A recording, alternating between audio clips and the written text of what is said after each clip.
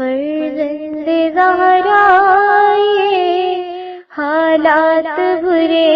ہیں۔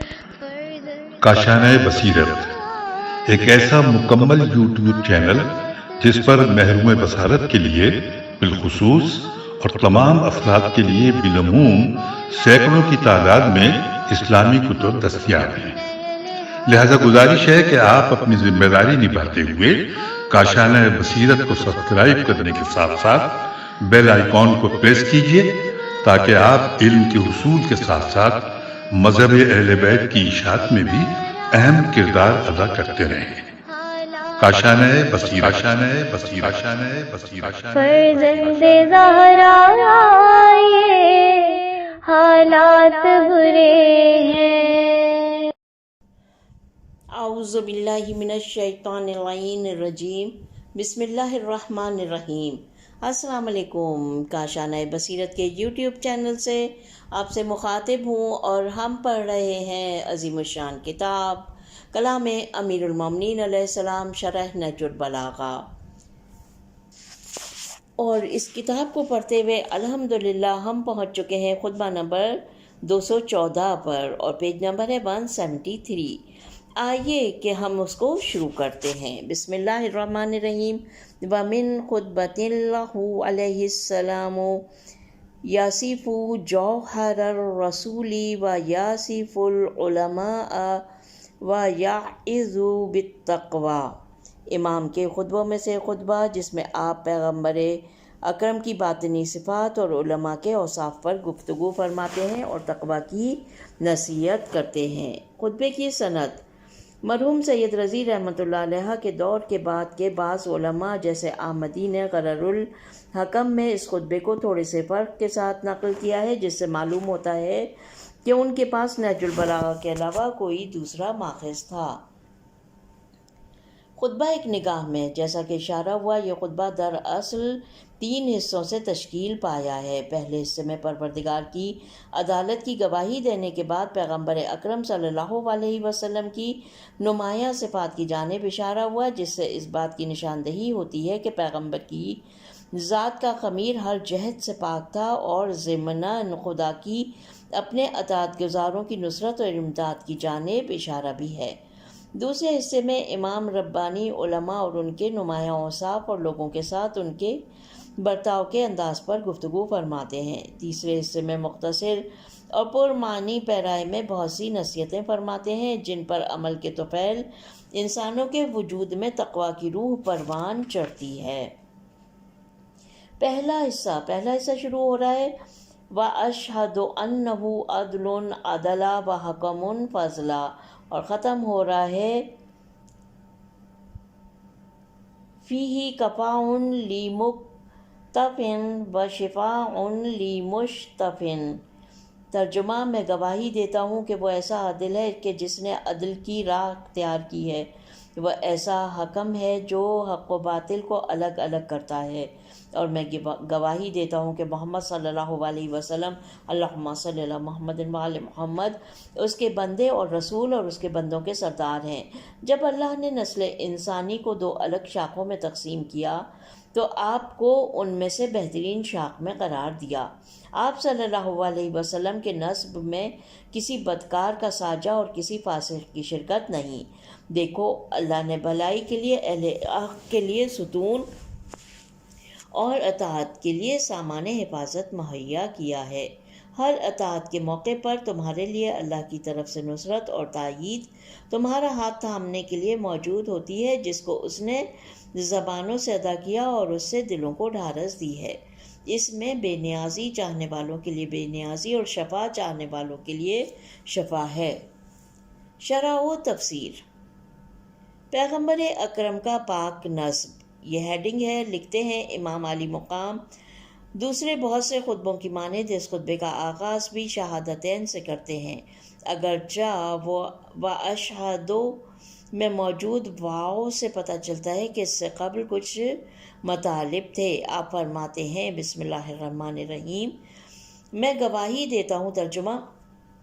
میں گواہی دیتا ہوں کہ وہ ایسا عادل ہے کہ جس نے عدل ہی کی راہ اختیار کی ہے، اور ایسا حکم ہے جو حق و باطل کو الگ الگ کر دیتا ہے۔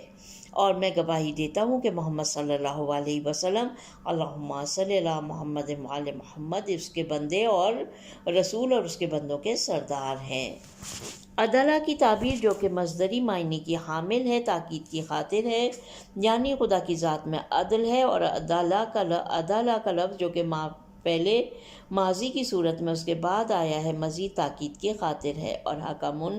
جو کہ منصف کے معنی میں ہے، وسیع مفہوم رکھتا ہے، جس میں تمام تکوینی اور تشریعی امور میں اللہ تعالیٰ کی دادوری اور حکمیت شامل ہے۔ تعجب کی بات یہ ہے کہ ابن ابی الحدید نے انہو کی ضمیر کو قضاء و قدر کے مسئلے کی جانب لوٹایا ہے، اور ان کی رائے یہ ہے کہ قضاء و قدر کے الفاظ اس خطبے کے آغاز میں اس جملے سے پہلے مذکور تھے، جنہیں سید رضی رحمۃ اللہ علیہ نے ذکر نہیں کیا۔ کچھ شارحین نے بھی ان کی رائے کو قبول کیا ہے، جبکہ وہ اشہد ان محمدن عبدہ کے جملے سے معلوم اشہد ان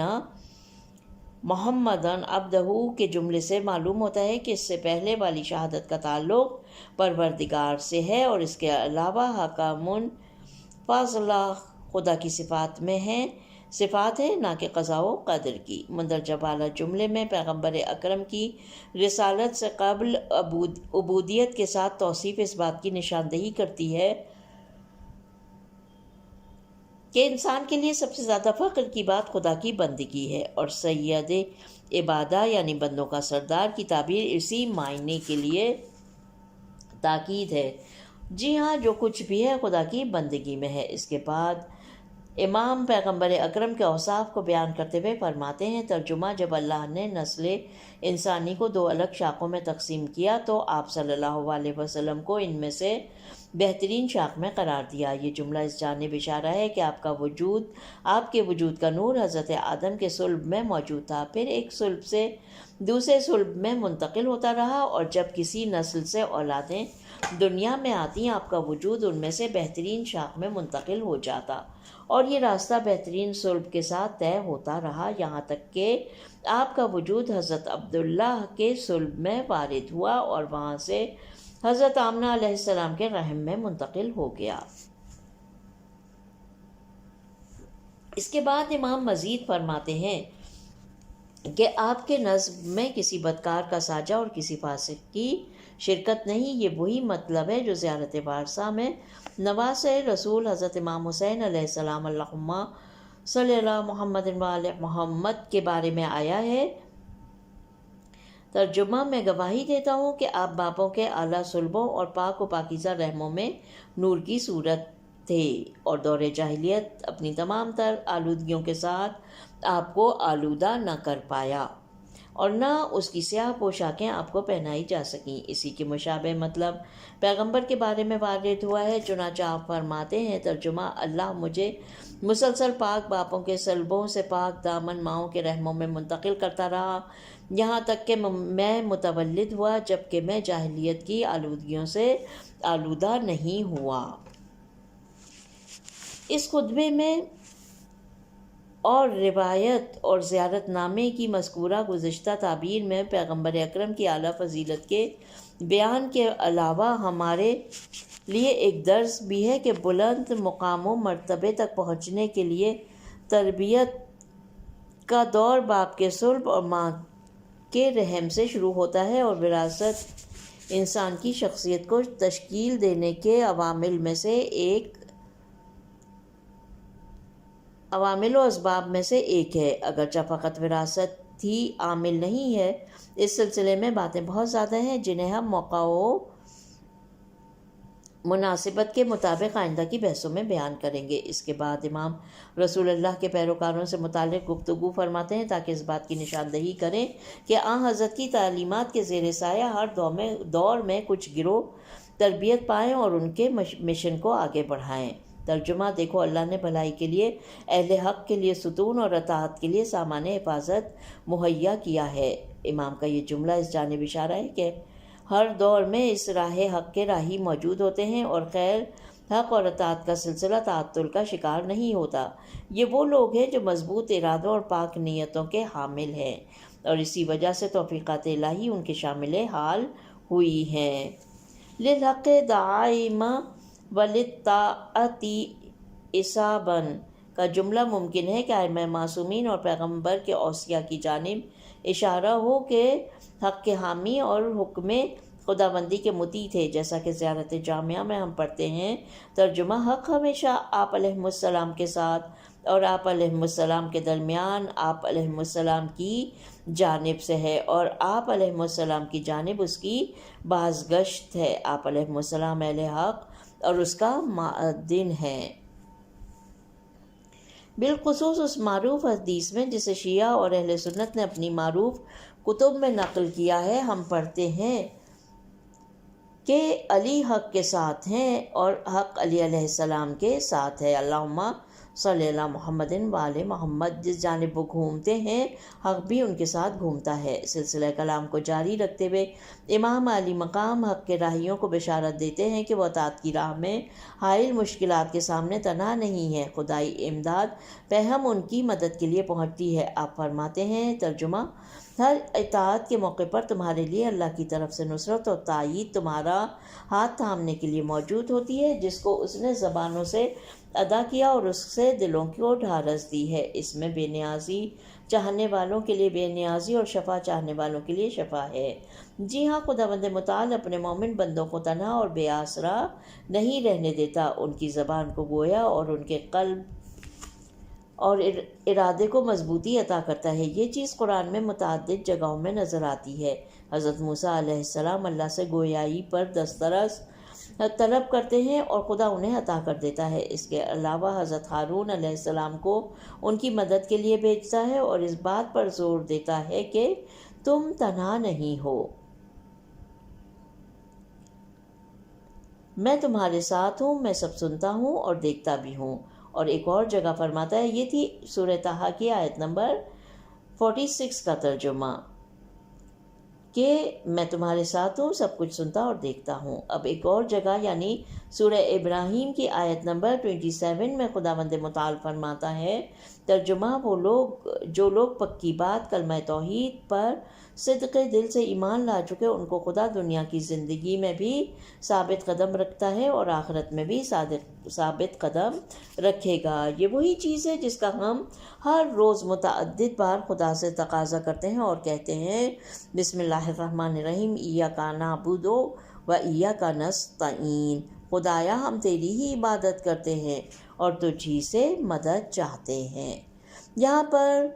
خطبہ نمبر 214 کا پہلا حصہ ختم ہو گیا ہے اور پیج نمبر ہے 179، اور یہیں سے پھر دوسرا حصہ شروع ہوتا ہے۔ دوسرا حصہ شروع ہوتا ہے ان کلمات کے ساتھ، وَعَلَّمُوا أَنَّ عِبَادَ اللَّهِ الْمُسْتَحْفِظِينَ، اور ختم ہو رہا ہے، قَدْ مَيَّزَهُ التَّخْلِيصُ وَحَذَّبَهُ التَّمْحِيصُ۔ ترجمہ: تمہیں جاننا چاہیے کہ اللہ کے وہ بندے جو علم الہی کے امانت دار ہیں، وہ محفوظ چیزوں کی حفاظت کرتے ہیں اور اس کے چشموں کو تشنگان علم و معرفت کے لیے بہاتے ہیں، ایک دوسرے سے اعانت کے لیے باہم ملتے ہیں اور خلوص و محبت سے میل و ملاقات کرتے ہیں، اور علم و حکمت کے سیراب کرنے والے ساغروں سے جی بھر کر سیراب ہوتے ہیں اور سیراب ہو کر سرچشمہ علم سے پلٹتے ہیں۔ ان میں شک و شبے کا شائبہ نہیں ہوتا اور غیبت ان میں نفوذ نہیں کرتی۔ اللہ نے ان کے پاکیزہ اخلاق کو ان کی طینیت و فطرت میں سمو دیا ہے، اور انہی خوبیوں کی بنا پر وہ آپس میں محبت اور انس رکھتے ہیں اور ایک دوسرے سے ملتے ملاتے ہیں۔ وہ لوگوں میں اس طرح نمایاں ہیں جس طرح بیجوں میں صاف ستھرے بیج کو اچھے دانوں کو لے لیا جاتا ہے اور بروں کو پھینک دیا جاتا ہے۔ اس صفائی اور پاکیزگی نے انہیں چھانٹ اور پرکھ کر نکھار دیا ہے۔ شرح و تفسیر۔ ہیڈنگ ہے، علم الہی کے محافظ ایسے ہیں۔ امام عالی مقام پیغمبر اکرم کی چند نمایاں صفات کے ذکر کے بعد آپ کے پیروکاروں یعنی صاحبان معرفت، علماء اور خالص مومنین کا ذکر کرتے ہیں اور ان کی صفات میں سے 10 ایسے حصوں کو گنواتے ہیں کہ قائل ہونا پڑتا ہے کہ جن افراد میں یہ صفات پائی جاتی ہوں وہ اولیاء خدا اور پیغمبر خدا کے خاص پیروکاروں میں سے ہیں۔ آپ فرماتے ہیں تمہیں جاننا چاہیے کہ اللہ کے وہ بندے جو علم الہی کے امانت دار ہیں وہ محفوظ چیزوں کی حفاظت کرتے ہیں اور اس کے چشموں کو تشنگان علم و معرف کے لیے بہاتے ہیں۔ یہ 3 صفات اس بات کی نشاندہی کرتی ہیں کہ اللہ کے ان بندوں کو اس کی توفیقات اور باطنی الہامات کی بدولت علم حاصل ہوا ہے۔ یہ ان علوم کی بہتر انداز میں حفاظت کرتے ہیں اور ضرورت مندوں تک پہنچاتے ہیں۔ یہ ان علوم کے محافظ اور پھیلانے والے ہیں، اور جس طرح ابلتے ہوئے چشمے سوکھی اور پیاسی زمینوں کو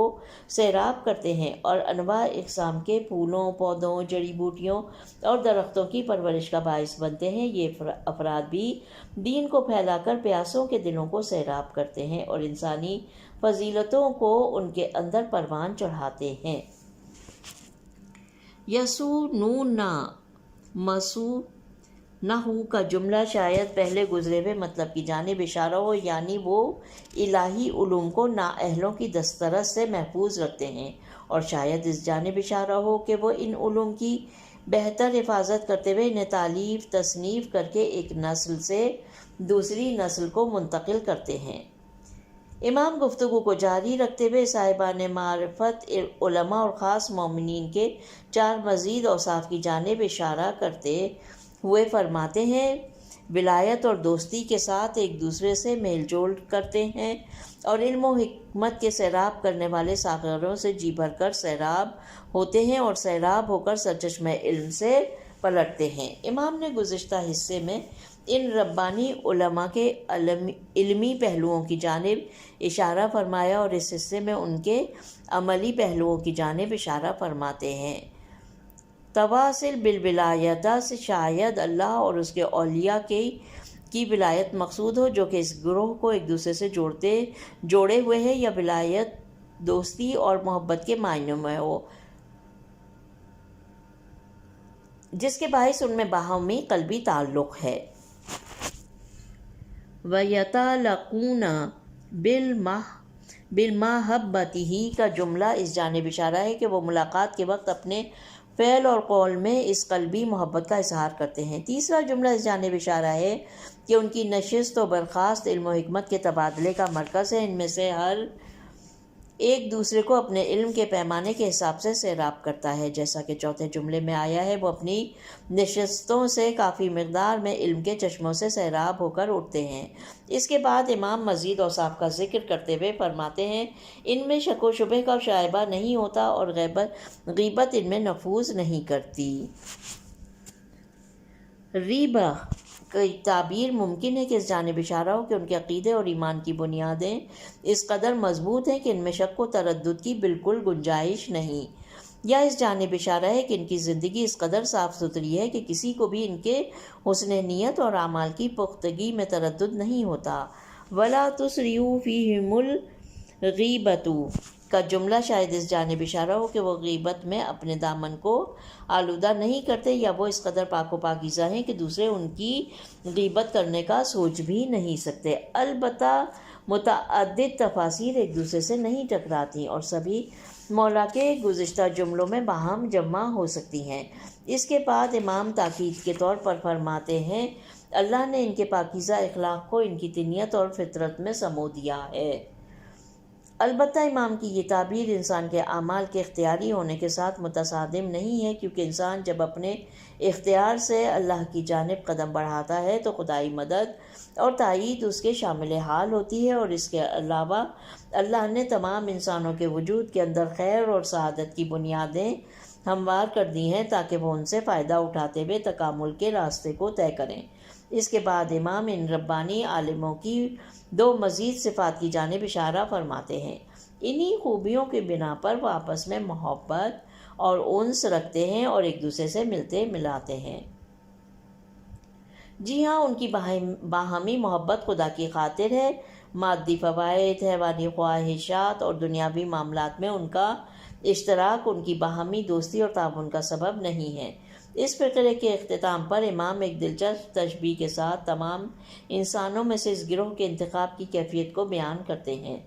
وہ لوگوں میں اس طرح نمایاں ہے جس طرح بیجوں میں صاف ستھرے بیج کے اچھے دانوں کو لے لیا جاتا ہے اور بروں کو پھینک دیا جاتا ہے۔ اس صفائی اور پاکیزگی نے انہیں چھانٹ اور پرکھ کر نکھار دیا ہے۔ جی ہاں، وہ عالم خلقت کے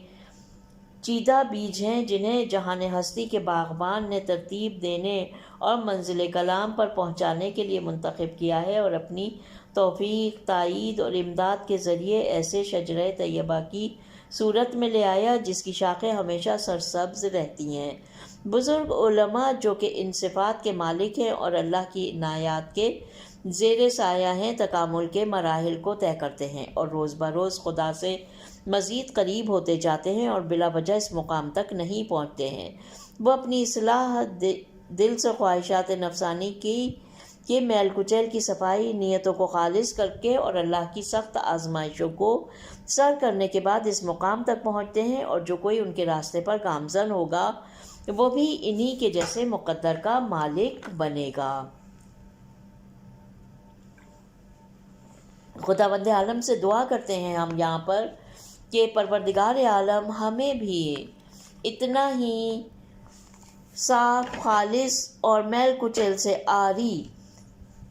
قلب عطا کر اور ہماری نیتوں کو بھی خالص فرما دے۔ یہاں پر خطبہ نمبر 214 کا دوسرا حصہ بھی ختم ہو جاتا ہے۔ پیج نمبر ہے 183۔ آئیے ہم تیسرے حصے کی جانب بڑھتے ہیں جو کہ اس طرح سے شروع ہو رہا ہے: فَلْيَقْبَلِ امْرُؤٌ کَرَامَةً، اور ختم ہو رہا ہے عَلَى الطَّرِيقِ وَهُدِيَ نَهْجِ السَّبِيلِ۔ ترجمہ ہے: انسان کو چاہیے کہ وہ ان اوصاف کی پذیرائی سے اپنے لیے شرف و عزت قبول کرے اور قیامت کے وارد ہونے سے پہلے اس سے ہراساں رہے، اور اسے چاہیے کہ وہ زندگی کے مختصر دنوں اور اس گھر کے تھوڑے سے قیام میں کہ جو بس اتنا ہے کہ اس کو آخرت کے گھر سے بدل لے، آنکھیں کھولے اور غفلت میں نہ پڑے، اور اپنی جائے بازگشت اور منزل آخرت کے جانے پہچانے ہوئے مرحلوں یعنی قبر، برزخ، حشر کے لیے نیک اعمال کر لے۔ مبارک ہو اس پاک و پاکیزہ دل والے کو کہ جو ہدایت کرنے والے کی پیروی اور تباہی میں ڈالنے والے سے کنارہ کشی کرتا ہے، اور اس نتیجے میں وہ دیدہ بصیرت میں جلا بخشنے والے کی روشنی اور ہدایت کرنے والے کے حکم کی فرما برداری سے سلامتی کی راہ پا لیتا ہے، اور ہدایت کے دروازوں کے بند اور وسائل و ذرائع کے قطع ہونے سے پہلے ہدایت کی طرف بڑھ جاتا ہے، توبہ کا دروازہ کھلواتا ہے اور پھر گناہ کا دھبا اپنے دامن سے چھڑاتا ہے۔ وہ سیدھے راستے پر کھڑا کر دیا گیا ہے اور واضح راہ اسے بتا دی گئی ہے۔ شرح و تفسیر۔ یہاں پر ہیڈنگ ہے: ہدایت یافتہ لوگ۔ امام عالی مقام اس حصے میں تمام لوگوں کو علماء ربانی کے راستے پر چلنے کی جانب دعوت دیتے ہیں جن کے اوصاف گزشتہ حصے میں تفصیل کے ساتھ بیان ہوئے، اور در حقیقت امام خدا کی جانب سیر و سلوک کے مراحل گنواتے ہیں۔ اس سلسلے میں سب سے پہلے فرماتے ہیں: ترجمہ: انسان کو چاہیے کہ وہ ان اوصاف کی پذیرائی سے اپنے لیے شرف اور عزت قبول کرے اور قیامت کے وارد ہونے سے پہلے اس سے ہراساں رہے، اور اسے چاہیے کہ وہ زندگی کے مختصر دنوں میں اور اس کے تھوڑے سے قیام میں جو کہ بس اتنا ہے کہ اس کو آخرت کے گھر سے بدل لے، آنکھیں کھولے اور غفلت میں نہ پڑے، اور اپنی جائے بازگشت اور منزل آخرت کے جانے پہچانے ہوئے مرحلوں یعنی قبر، برزخ، حشر کے لیے نیک اعمال انجام دے۔ امام پہلے قدم پر سبھی کو دنیا کی مختصر عمر اور زندگی کے خاتمے اور موت کے آ پہنچنے کی جانب متوجہ کرتے ہیں تاکہ دنیا پرستوں کی طرح آخرت کو نہ بھلا بیٹھیں اور دنیا کو ابدی ٹھہرنے کی جگہ نہ سمجھ لے۔ یہ بیداری کی حالت ہے جو کہ اللہ کی جانب سیر و سلوک کا پہلا مرحلہ ہے۔ موت کی یاد سے بہتر ہوش اور بیداری کا دوسرا کون سا عامل ہو سکتا ہے؟ گفتگو کو جاری رکھتے ہوئے امام طہارت قلبی اور راستے کی دلیل کے انتخاب کرنے کی جانب اشارہ کرتے ہوئے فرماتے ہیں، مبارک ہو اس پاکیزہ دل والے کو کہ جو ہدایت کرنے والے کی پیروی اور تباہی میں ڈالنے والے سے کنارہ کشی اختیار کرتا ہے، اور اس کے نتیجے میں وہ دیدہ بصیرت میں جلا بخشنے والے کی روشنی اور ہدایت کرنے والے کے حکم کی فرما برداری سے سلامتی کی راہ پا لیتا ہے، اور ہدایت کے دروازوں کے بند اور وسائل و ذرائع کے قطع ہونے سے پہلے ہدایت کی طرف بڑھ جاتا ہے۔ یوں امام اس راہ یعنی سیر و سلوک اللہ کے راہیوں کو وصیت فرماتے ہیں کہ اگر وہ اس سفر پر بالکل نئے ہیں تو انہیں کسی ہادی اور رہنما کے بغیر قدم نہیں اٹھانے چاہیے، اور جب تک موقع میسر ہے ہدایت کے در کھلے ہوئے ہیں، ربانی عالموں کی ہدایت کے زیر سایہ اپنے مقصود تک پہنچ جائیں۔ آخر میں امام توبہ کرنے اور قلب سے گناہوں کے زنگ کو صاف کرنے کی، جو کہ اس راہ کو طے کرنے کی پہلی شرط دعوت دیتے ہوئے فرماتے ہیں، وہ توبہ کا دروازہ کھلواتا ہے اور پھر گناہ کا دھبا اپنے دامن سے چھڑاتا ہے۔ وہ سیدھے راستے پر کھڑا کر دیا گیا ہے اور واضح راہ اسے بتا دی گئی ہے۔ اس طرح سے انسان پر قرب الہی کے راستے واہ ہو جاتے ہیں اور اللہ کی خاص عنایات اس کے شامل حال ہو جاتی ہیں۔ نکتہ، یہاں پر نکتہ ہے معنوی مراتب اور رہنما کی ضرورت۔ یہ ہیڈنگ ہے۔ لکھتے ہیں اس خطبے میں اس نکتے کی جانب اشارہ گزرا کہ مبارک ہو ان افراد کو جو ہادی و رہنما کی پیروی کرتے ہیں۔ یہ جملہ اور اس سے مشابہ نہج البلاغہ کے دوسرے خطبوں میں موجود جملے اس سوال کو جنم دیتے ہیں کہ کیا معنوی مراتب جنہیں سیر و سلوک اللہ سے تعبیر کیا جاتا ہے کو طے کرنے کے لیے کسی ایسے خاص استاد کا ہونا ضروری ہے جو اس راستے کو طے کر چکا ہو اور اس راہ میں پیش آنے والے خطروں اور آفتوں سے آگاہ ہو اور اس سفر میں ناپختہ افراد کے ہاتھوں کو تھام کر انہیں منزل مقصود تک پہنچا دے۔ دوسرے الفاظ میں کیا کتاب و سنت میں ان مراتب کو طے کرنے کے سلسلے میں بیان کردہ ہدایت کا کلی اصول کافی ہے، یا اس راہ کے راہیوں میں سے ہر ایک کو اپنی صلاحیت اور ذہنی استعداد کے مطابق ایک استاد کی ضرورت ہے جو اس راہ کی باریکیوں کو تشخیص دینے میں اس کی معاونت کرے، اور جیسا کہ طب کے کلی قوانین میں تمام بیماروں کے علاج معالجے کے لیے کافی نہیں، اس کلی قوانین تمام بیماروں کے علاج معالجے کے لیے کافی نہیں ہے، بلکہ ہر بیمار کے لیے معائنے اور بیماری کی الگ تشخیص اور پھر ایک خاص روش کے ساتھ علاج کی ضرورت ہے۔ معنوی مراتب کا طے کرنا بھی اسی طرح کا ہے۔ البتہ آیات، یہ سوالات ہیں، ٹھیک ہے۔ البتہ آیات اور اسلامی روایات کا لب و لہجہ یہ ہے کہ تمام مومنین کتاب و سنت میں موجود احکام پر عمل کر کے، احکام الہی کی پابندی کر کے اور ان میں موجود باریکیوں کو مد نظر رکھ کر ایمان کے اوج پر پہنچ سکتے ہیں اور اللہ کے قرب کے راستے کو طے کر سکتے ہیں۔ پیغمبر اکرم اور ائمہ معصومین کے اصحاب کے حالات میں کسی خاص استاد کے انتخاب سے متعلق ذکر بہت کم ملتا ہے، یہاں تک کہ بعض افراد کے سوالات کے جواب میں وارد ہونے والی روایات تمام مومنین کے لیے اثر بخش ہیں۔ خاص استاد کے انتخاب کے حامی افراد کبھی درج ذیل امور سے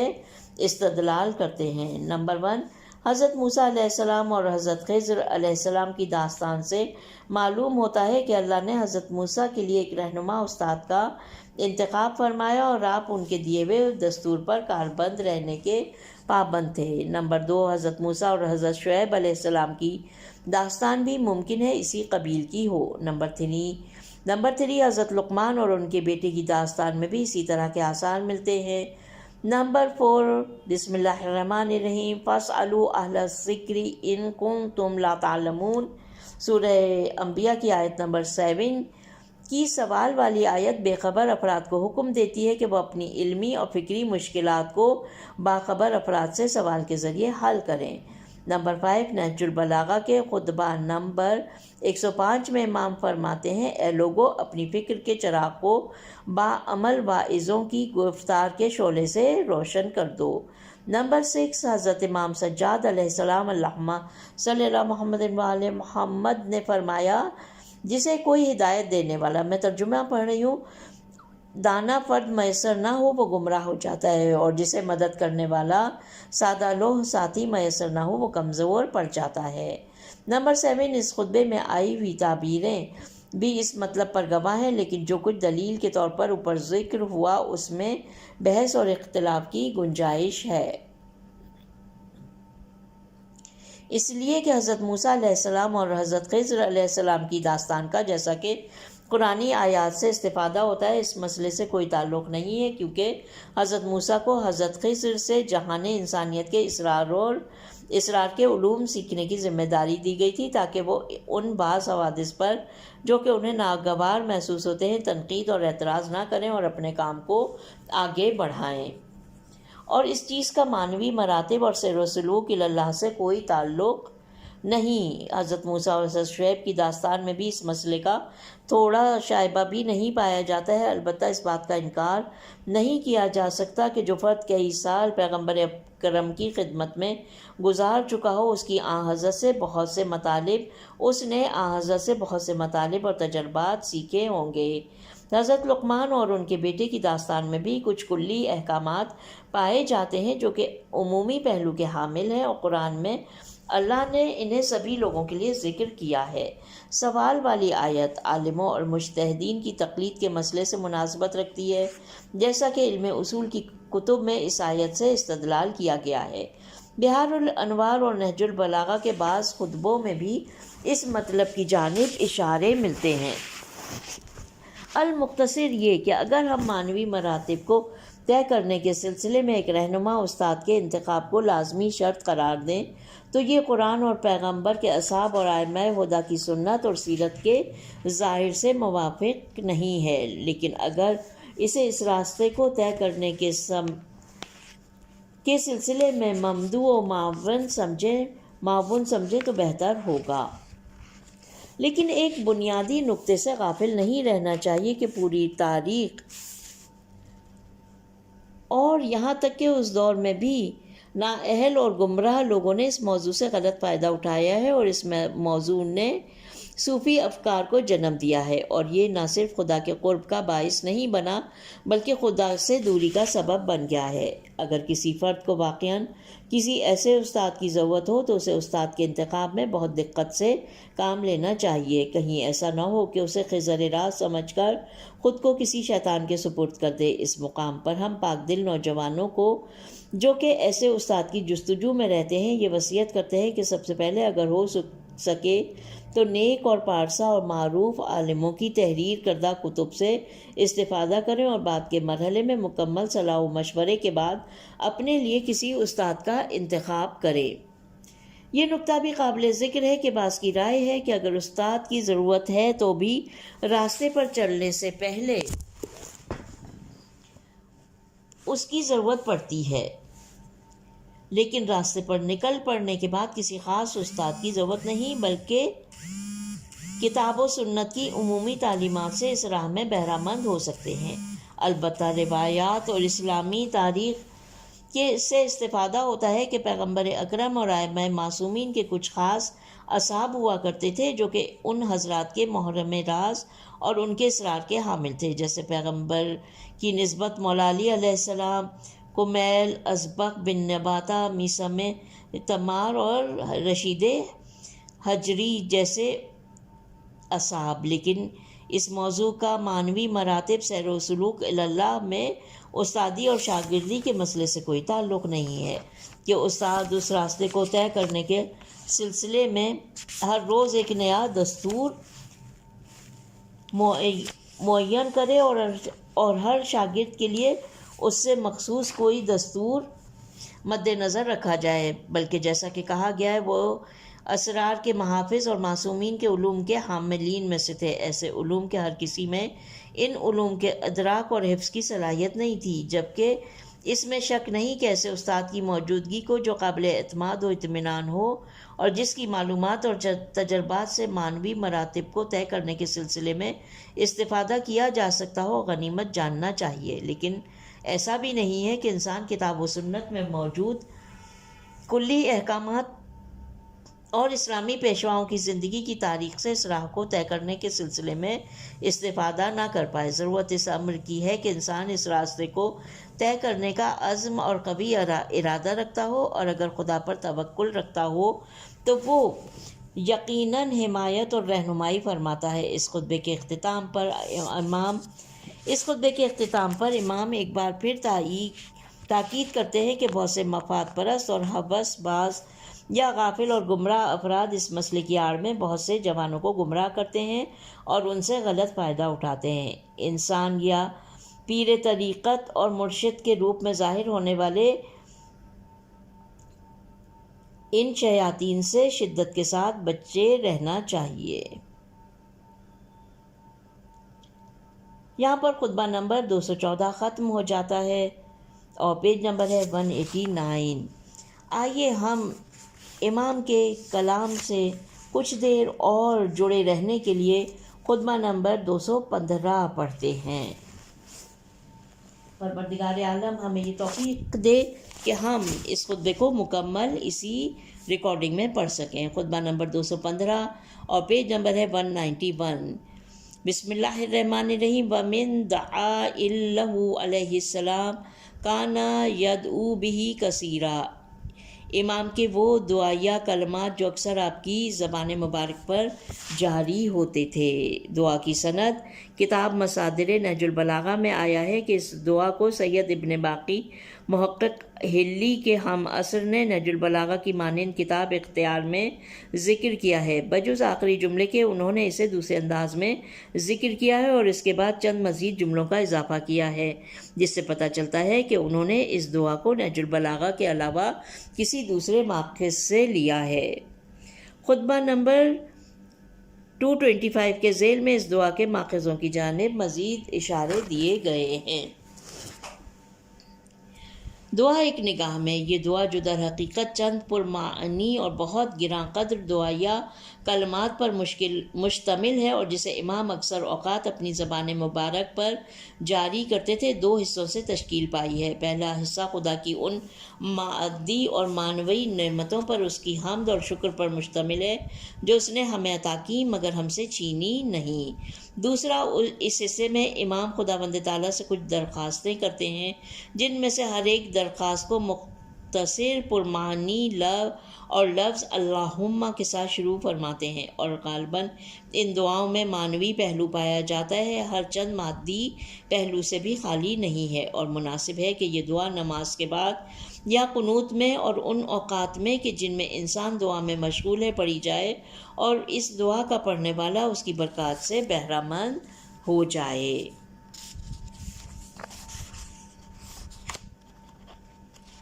دعا کا پہلا حصہ شروع ہو رہا ہے اس طرح: الحمدللہ الذی لم یسبح، اور ختم ہو رہا ہے ولا اتقی الا ما وقیتنی۔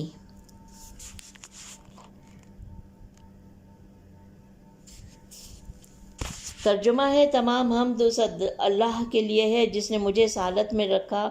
کہ نہ مردہ ہوں نہ بیمار، نہ میری رگوں پر برص کے جراثیموں کا حملہ ہوا ہے اور نہ برے اعمال کے نتیجے میں گرفتار ہوں، نہ بے اولاد ہوں نہ بے دین، برگشتہ نہ اپنے اور نہ دین سے برگشتہ، نہ بے اولاد ہوں نہ دین سے برگشتہ، نہ اپنے پروردگار کا منکر ہوں اور نہ اپنے ایمان سے گھبرایا ہوا ہوں، نہ میری عقل میں فتور آیا ہے نہ پہلی امتوں کے سے عذاب میں مبتلا ہوں۔ میں اس کا بے اختیار بندہ اور اپنے نفس پر ستمراں ہوں۔ اے اللہ، تیری حجت مجھ پر تمام ہو چکی ہے اور میرے لیے اب عذر کی کوئی گنجائش نہیں ہے، اور مجھ میں کسی چیز کے حاصل کرنے کی قوت نہیں سوائے اس کے کہ جو تو مجھے عطا کر دے، اور کسی چیز سے بچنے کی سکت نہیں سوائے اس کے کہ جس سے تو مجھے بچائے رکھے۔ شرح و تفسیر: خدایا سب کچھ تیری طرف سے ہے۔ یہ ہیڈنگ ہے۔ لکھتے ہیں جیسا کہ اشارہ ہوا، امام عالی مقام کے کلام کا یہ حصہ خطبہ نہیں ہے بلکہ ایسی پرمعنی دعا ہے جس میں خدا اور آخرت کی بھلائی جمع ہے۔ آغاز میں امام 10 چیزوں سے نجات دینے اور خدا کی حمد اور شکر بجا لاتے ہیں۔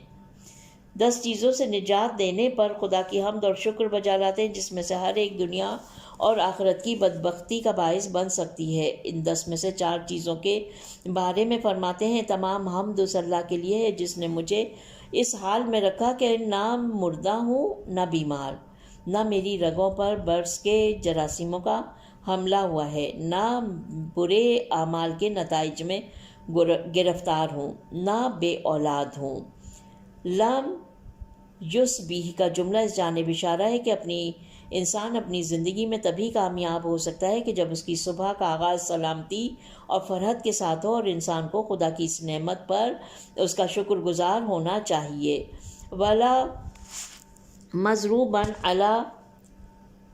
عروقی بسوء کا جملہ نہج البلاغہ کے بعض شارحین کی رائے کے مطابق ایسی بیماریوں کی جانب اشارہ ہے جو انسان کی بدصورتی کا باعث بنتی ہیں، جیسے برس اور پھوڑے وغیرہ، جبکہ دوسرے بعض شارحین نے عروق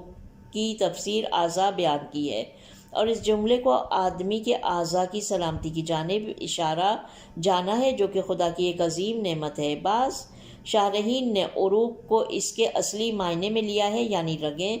اور اس جملے کو اس جانب اشارہ سمجھتے ہیں کہ انسان کی رگوں میں کسی آفت کا نہ ہونا ایک ایسی عظیم نعمت ہے جو حمد اور شکر کی سزاوار ہے۔ ہم جانتے ہیں کہ آج کل ایک بیماری بہت عام اور خطرناک ہے جسے قلب اور مغز کی رگوں کا سکڑنا کہتے ہیں، جو کہ دماغی اور قلبی عارضے کا باعث بنتی ہے۔ انسانی نسل کی بقا اور نیک اولاد کا وجود، جن کے اعمال کا ثواب اور ان کے کاموں کے نتائج خود ان کے اور ان کے والدین کے شامل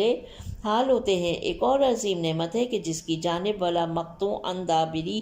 کے جملے میں اشارہ ہوا ہے۔ اس کے بعد امام 6 دوسری اہم نعمتوں کا ذکر کرتے ہوئے فرماتے ہیں: نہ دین سے برگشتہ، نہ اپنے پروردگار کا منکر ہوں، اور نہ اپنے ایمان سے گھبرایا ہوا ہوں، نہ میری عقل میں فتور آیا ہے، نہ پہلی امتوں کے سے عذاب میں مبتلا ہوں۔ ایسا بہت ہوتا ہے کہ کسی کام کے آغاز پر اہم الہی نعمتیں انسان کے شامل حال ہوتی ہیں، لیکن بعد میں آگے چل کر وہ ان سے ہاتھ دھو بیٹھتا ہے۔ درج بالا میں سے چند جملے نعمتوں کے دوام و تسلسل کی جانب اشارہ ہیں، جیسے دین، ایمان اور عقل کی نعمت۔ اس بنا پر نعمتوں کا حصول بھی حمد و شکر کا سزاوار ہے، اور ان کی بقا و دوام بھی، اس لیے کہ اگر خدا کا لطف شامل حال نہ ہو تو ہر لحظہ یہ نعمتیں زوال کے در پہ ہوں۔ ولا مرتدن عن دینی کے بعد ولا منکرن لربی کا جملہ عام کے بعد خاص کے ذکر کے قبیل میں سے ہے، جو کہ خاص کی اہمیت کی جانب متوجہ کرنے کی غرض سے ہے۔ ولا معذبن بعذاب کا جملہ بعض گزشتہ امتوں پر نازل ہونے والے دردناک اور وحشتناک عذابوں کی جانب اشارہ ہے، جیسے کڑکنے والی بجلی، بہت شدید اور تباہ کن طوفان اور زلزلے، اور سخت جسمانی اور جانی آفتیں اور وبائیں۔ ولا مستوحشن من ایمانی کا جملہ اس جانب اشارہ ہے کہ کبھی انسان ایماندار ہوتا ہے لیکن اسے گناہوں سے آلودہ ہونے یا ایمان کے زائل ہو جانے کا دھڑکا لگا رہتا ہے۔ امام خدا کی بارگاہ میں عرض کرتے ہیں کہ میں اس پر اطمینان ایمان پر تیری حمد و شکر بجا لاتا ہوں، اور چونکہ عرفا اور بارگاہ خداوندی کے مقربین کے مراتب میں سے ایک ان کا اس کے حکم کے آگے سر تسلیم خم کرنا اور اپنی کوتاہیوں کا اعتراف کرنا ہے، امام خدا کی بارگاہ میں عرض کرتے ہیں: میں اس کا بے اختیار بندہ اور اپنے نفس پر ستمراں ہوں۔ اے اللہ، تیری حجت مجھ پر تمام ہو چکی ہے اور میرے لیے اب عذر کی کوئی گنجائش نہیں ہے، اور مجھ میں کسی چیز کے حاصل کرنے کی قوت نہیں سوائے اس کے کہ جو تو مجھے عطا کر دے، اور کسی چیز سے بچنے کی سکت نہیں سوائے اس کے کہ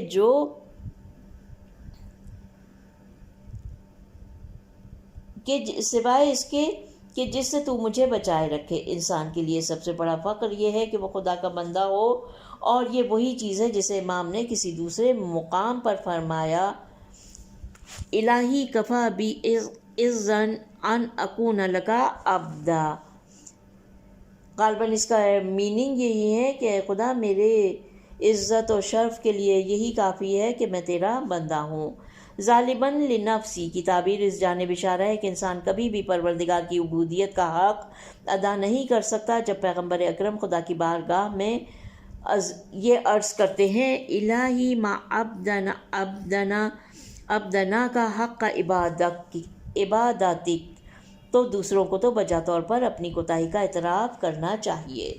دوسرا حصہ یہاں پر اس دعا کا پہلا حصہ ختم ہو جاتا ہے اور دوسرا حصہ شروع ہو رہا ہے۔ پیج نمبر ہے 195۔ دوسرا حصہ اس طرح شروع ہوتا ہے اللہم انی اعوذ بکا، اور ختم ہو رہا ہے الذی جاء من عندک۔ ترجمہ، اے اللہ، میں تجھ سے پناہ کا خواستگار ہوں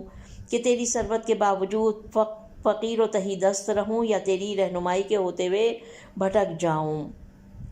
یا تیری سلطنت میں رہتے ہوئے ستایا جاؤں یا ذلیل کیا جاؤں، جبکہ تمام اختیارات تیرے پاس ہیں۔ خدایا، میری ان نفیس چیزوں میں جنہیں تو چھین لے گا میری روح کو اولیت کا درجہ عطا کر، اور مجھے سونپی ہوئی ان امانتوں میں جنہیں تو پلٹا لے گا اسے پہلی امانت قرار دے۔ اے اللہ، ہم تجھ سے پناہ کے طالب ہیں اس بات سے کہ تیرے ارشادات سے منہ موڑیں یا ایسے فتنوں میں پڑ جائیں کہ تیرے دین سے پھر جائیں، یا تیری طرف سے آئی ہوئی ہدایت کو قبول کرنے کی بجائے نفسانی خواہشیں ہمیں برائی کی طرف لے جائیں۔ شرح و تفسیر لکھتے ہیں، امام خطبے کے پہلے حصے میں خدا کی عطا کردہ نعمتوں پر اس کی حمد و شکر بجا لائے تھے۔ اب اس کے بعد اس حصے میں اس کی بارگاہ میں دست بادعا ہو کر کچھ مزید نعمتوں کا تقاضا فرماتے ہیں جو گزشتہ نعمتوں کی تکمیل ہیں، اور 3 جملوں میں لفظ اللہم کے ساتھ دعا کا آغاز کرتے ہیں، اپنی ضرورتوں کو خدا کے حضور میں پیش کرتے ہیں۔ اس سلسلے میں آپ پہلے فرماتے ہیں، ترجمہ، اے اللہ، میں تیری پناہ کا خواستگار ہوں، تیری ثروت کے باوجود فقیر اور تہی دست رہوں، یا تیری رہنمائی کے ہوتے ہوئے بھٹک جاؤں، یا تیری سلطنت میں رہتے ہوئے ستایا جاؤں یا ذلیل کیا جاؤں، جبکہ تمام اختیارات تیرے پاس ہیں۔ یہ 4 جملے کہ جن کی بازگشت خدا کی توحید افعال کی طرف ہے، اس جانب اشارہ ہے کہ بے نیازی ہدایت کا حصول اور دشمن اور مشکلات پر فتح و غلبہ خدا کے سائے لطف میں ہی میسر ہے، جیسا کہ قرآن میں ارشاد ہوا۔ ترجمہ، لوگو، تم سب کے سب خدا کے ہر وقت محتاج ہو اور صرف خدا ہی سب سے بے نیاز ہے۔ سورہ فاطر کی آیت نمبر 15۔ اور ایک اور مقام پر یعنی سورہ اعراف کی آیت نمبر 178 میں فرمایا، جس کو خدا ہدایت دے دے وہی ہدایت یافتہ ہے۔ نیز ایک اور مقام پر ارشاد فرمایا، سورہ آل عمران کی آیت نمبر 160، اللہ تمہاری مدد کرے گا تو کوئی تم پر غالب نہیں آ سکتا۔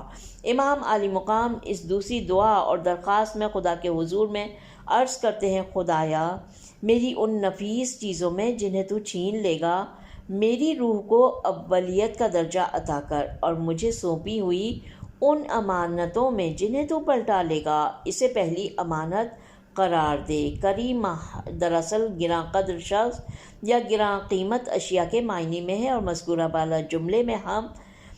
اہم انسانی اعضاء جیسے آنکھ، کان اور زبان کی جانب اشارہ ہے، جنہیں کبھی نعمت الہی کے طور پر ذکر کیا گیا اور کبھی امانت الہی کے طور پر ذکر کیا گیا، اور یہ اللہ کے لطف و رحمت کی جانب بھی اشارہ ہے۔ اس جانب بھی اشارہ ہے کہ نعمتیں امانتیں ہیں اور بالآخر واپس لے لی جائیں گی۔ بہرحال اس دعا کا مضمون وہی ہے جو دوسرے پیرائے میں باقی معصومین کی دعاؤں میں آیا ہے۔ نیمہ شعبان کی شب کے اعمال میں رسول اکرم کی دعا میں ہم پڑھتے ہیں، خداوندہ، ترجمہ ہے یہ، خداوندہ، جب تک ہم بقید حیات ہیں ہمیں کانوں، آنکھوں اور جسم و جان کی قوت سے بہرہ مند رکھ اور انہیں ہمارا وارث قرار دے۔ واقعاً ایسا ہی ہے کہ اگر انسان اپنی عمر کے اواخر میں آنکھوں، کانوں اور جسم اور روح کی توانائیوں سے ہاتھ دھو بیٹھے تو چلتی پھرتی لاش میں تبدیل ہو جاتا ہے۔ اسے زندگی کی مٹھاس زہر کی تلخی سے بھی تلخ تر محسوس ہوتی ہے اور وہ ہر آن موت کی آرزو کرنے لگتا ہے۔ واضح ہے کہ مذکورہ دعا سے مقصود یہ نہیں ہے کہ خدا عمر کے اختتام پر سب سے پہلے انسان کی جان لے لے اور پھر کچھ مدت کے بعد اس کی آنکھوں اور کانوں کو بے جان کر دے، بلکہ مقصود یہ ہے کہ جب تک اس کی جان میں جان ہے اس کے تمام اعضاء سالم رہیں۔ اب امام اپنی تیسری درخواست میں عرض کرتے ہیں، ترجمہ: اے اللہ، ہم تجھ سے پناہ کے طالب ہیں اس بات سے کہ تیرے ارشادات سے منہ موڑیں یا ایسے فتنوں میں پڑ جائیں کہ تیرے دین سے پھر جائیں، یا تیری طرف سے آئی ہوئی ہدایت کو قبول کرنے کی بجائے نفسانی خواہشات ہمیں برائی کی طرف لے جائیں۔ امام عالی مقام اس دعا میں 3 گناہوں سے خدا کی پناہ مانگتے ہیں۔ نمبر 1، انسان اللہ کے اوامر و نواہی کو بھلاتے ہوئے ان سے سرسری گزر جائے۔ 2، فتنہ انگیز وسوسے دلوں میں گھر کر کے انسان کو گمراہ کر لیں۔ 3، خواہش نفسانی انسان پر غالب آ کر اسے ہدایت الہی سے روک دے۔ یقیناً اگر لفظ اللہم کے ساتھ شروع ہونے والی یہ تینوں دعائیں خدا کی بارگاہ میں مستجاب ہو جائیں تو انسان کو دنیا و آخرت کی بھلائی اور سعادت نصیب ہوگی، اور کیا ہی اچھا ہو کہ اگر ہم ان دعاؤں کو حفظ کر لیں اور جب کبھی دل دعا کے لیے مائل ہو خدا کی بارگاہ کا رخ کر کے اس کے حضور یہ دعا مانگے۔ امام نے اس دعا کے پہلے اور دوسرے حصے میں متکلم وحدہ کی صورت میں خدا سے کلام کیا، جبکہ آخری حصے میں متکلم مع الغیر کی صورت میں کیا، تاکہ اپنی بھلائی کے ساتھ ساتھ خدا سے تمام مسلمانوں کا بھی بھلا چاہیں۔ پروردگار عالم سے یہ دعا ہے کہ بار الہ ہمیں یہ توفیق دے دے کہ ہم اس دعا کو یاد کریں اور تیری بارگاہ میں بار بار ان دعائیہ کلمات کے ساتھ حاضر ہوں۔ اسی دعا کے ساتھ آج کی اس ریڈنگ کو ختم کرتے ہیں۔ خطبہ نمبر 215 ختم ہو جاتا ہے یہاں پر، اور پیج نمبر ہے 198۔ پروردگار عالم ہماری اس کوشش کو اپنی بارگاہ میں قبول فرمائے۔ ربنا تقبل منا انک انت السمیع العلیم۔ اپنا بہت خیال رکھیں۔ خدا حافظ، جلد ہی ملتے ہیں انشاءاللہ۔